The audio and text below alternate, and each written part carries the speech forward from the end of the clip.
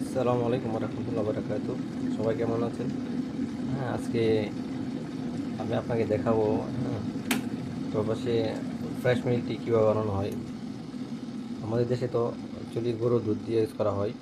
এখানে দেখেন আমরা প্যাকেটের দুধগুলা মতলব কোটা দুধগুলো ইউজ করি। আমি দুধ নিলাম, এখানে আমি 2টা টি ব্যাগ নিলাম, 1 কাপ তো আমি চা বানাবো, প্লাস এখানে কতটুকু সুগার দিলাম। হ্যাঁ, 2টা টি ব্যাগ নিলাম। টি ব্যাগে আমি অল্প করে একটু পানি দিয়ে দেবো। এতটুকু পানি লিগারটা আমি কড়া করবো। আর দুধটারে আমি কিন্তু চুলায় জাল দিই না, আমি কী বানাবো, ওভেনে বানাবো। দুধটাকে আমি ওভেনে দিয়ে দেবো। দুধটা প্লাস টি ব্যাগটা যেটা আমি পানি দিয়ে করছি, তো দুটোটাই ওভেনে দিয়ে দেবো। টাইমিং দিয়ে দিলাম 1.5 মিনিট। আবার আসি 1.5 মিনিট পরে। আমার ওভেনে এটা গরম হয়ে গেছে। এখন এটা নিয়ে আসবো বাইরে।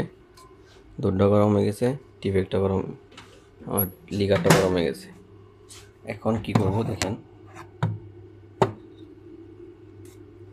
এখন টি ব্যাগটাকে আমি দেখেন লিকারটা কত কড়া হয়েছে। হ্যাঁ, দুধটা গরম হয়ে গেছে, একদম লিকারটা কড়া হয়ে গেছে। আমি টি ব্যাগটা এখান তুইলা আমি একটু অ্যাকচুয়ালি আমি কড়া করে খাবো, তো এই জন্য আমি একটু ইয়ে করে খাইতেছি। দেখেন হয়ে গেল আমার ফ্রেশ মিল্ক টি।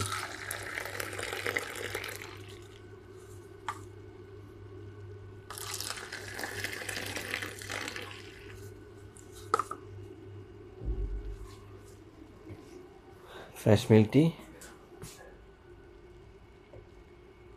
দেখেন একদম দোকানের মতো। এই চাটা আপনার দোকান থেকে নিতে গেলে আপনার 2 দিরহাম প্লাস, অনেক জায়গায় 2.5